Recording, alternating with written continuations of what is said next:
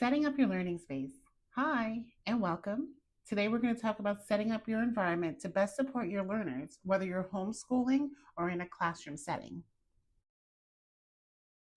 Your walls should be a go to toolbox for your students. Every inch should be used with purpose. We'll cover classroom routines, a reading wall, and a math wall. I also like to include a place to display student work. Let's get started.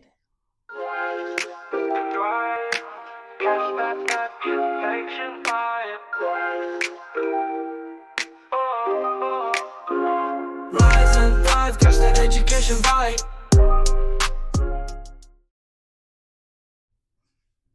Hi, my name is Tamara, and I'm a veteran teacher with almost 20 years of experience. I specialize in closing the gaps in learning. I've worked as both a math coach and a reading coach in the classroom environment, both traditional and Montessori. The age of my students have ranged from birth to middle school, and I'm currently a homeschooling mom to a 5-year-old who has autism. It doesn't matter what kind of teacher you are. Type A and super organized, type B, ready and willing, but a little chaotic, minimalist, whatever.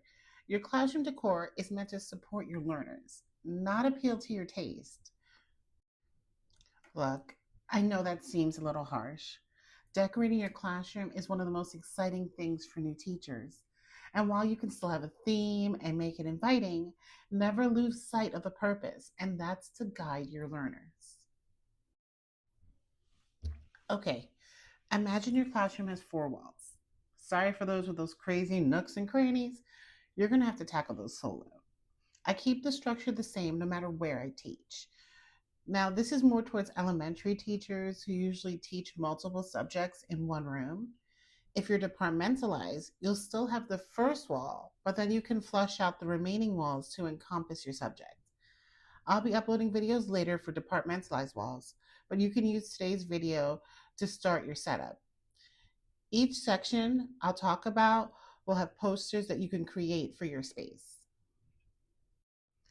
But if you want to skip all the hard work and help out a fellow educator, I've actually created all posters for you, and you can follow my link in the bio to purchase.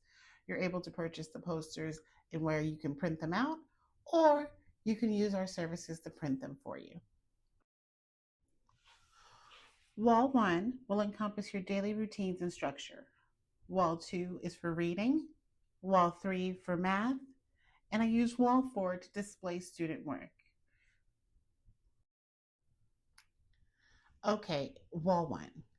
This should be for establishing the structure in your classroom. If you're not sure what I mean by structure or why it's paramount to student success, check out my classroom structure video that will be going up next.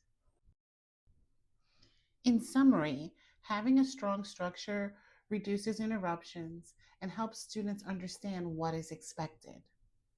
This will also help reduce negative behaviors. So on this wall, we're thinking daily routines as well as how to get things done in the classroom without causing an interruption. It's all about getting organized and building independence. So my very first poster will probably say something like, "Good morning. How do we get ready for the day?" And then have the steps that they have to follow, such as unpacking your backpack, putting your lunchbox and backpack away, setting up your desk, copying your homework and writing your names on papers. And then what do they do next? Do they read? Do they go on the computer? How do they start their day? If you're choosing to make your own visuals, keep in mind that every instruction should have an accompanying visual or picture.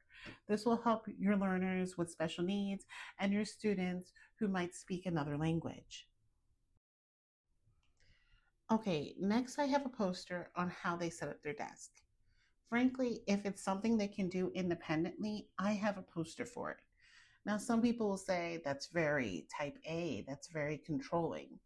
But a lot of kids are not being given explicit instructions on how to be successful. We just assume they know how to be organized and how to find their things.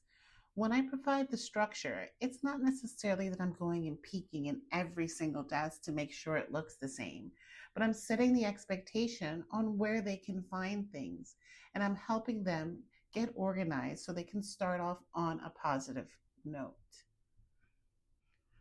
So my poster shows things like where they put their work that they're going to start working on, where they can keep an extra pencil, an eraser, etc. My next visual will talk about how they label their papers. I'd like my students to label their papers the same way, whether or not there's a pre-made name and date heading, but the visual includes both just in case. As addressed in my structured video, every student is assigned a number. I usually have them place this number in the upper left-hand corner. Then I have them place their first and last names, the date, and the topic. So one of the things that is usually asked of students if you're being observed is, what are you learning?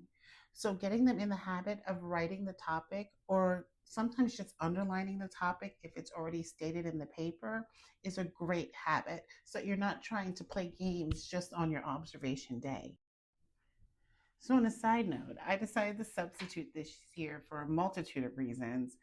Absolutely follow me on social media if you'd like to know what those are.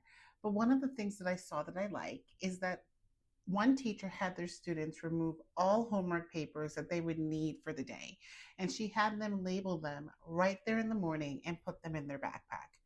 It did require a little bit more of preparation on her part to make sure she reached her goals, but the kids were packed up and ready to go from 8 a.m. So it didn't disrupt learning throughout the day with them trying to find and label these papers. The next poster I lovingly call Helping Hands. What if your students have a question while you're trying to teach? How do they ask to use the bathroom or sharpen a pencil or get a supply? I absolutely love the classrooms I've seen in which the teachers used hand signals in order to denote these common interruptions that would occur. So, for example, using this finger system, a student might hold up one finger to ask for help with the topic that we're currently working on, but they might hold up five fingers if they just have a general question. The teacher knew right away, oh, this student has a question with what I'm teaching, and this student might have a question that might be a little off topic, and I'll wait. I'll answer the number one questions first. It was easy to address needs like, oh, the student has to get up to get a pencil or they have to use a bathroom. All you have to do is point, kind of like go. You don't have to actually interrupt your instruction. You can address all needs quickly and move on. It's the end of the day. You almost made it. I say almost because you still need them to get packed up and out the door. So here's the last poster for your daily routines. It'll say things like, it has time to go home. Do you have your planner, your homework, your lunchbox, your water?